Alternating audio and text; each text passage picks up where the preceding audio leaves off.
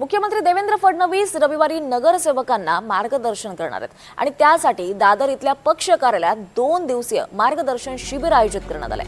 महापौर ऋतू तावडे यांच्या हस्ते शनिवारी शिबिराचं उद्घाटन झालंय। 22 वर्षांनंतर भाजपनं मुंबई पालिका जिंकली आहे। सत्तारूढ पक्ष होण्याचा मान मिळवलाय। निवडून आलेल्या नगरसेवकांमध्ये काही जण पहिल्यांदा निवडून आलेत। जुन्या आणि नव्या नगरसेवकांना महापालिकेच्या कामकाजाची माहिती व्हावी या उद्देशानं हे शिबिर आयोजित करण्यात आलंय।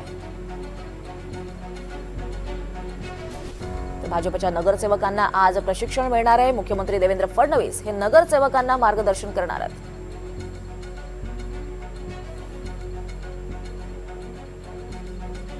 महापालिकेचं कामकाज नियमांबाबत स्वतः मुख्यमंत्री या नगरसेवकांना धडे देणार आहेत।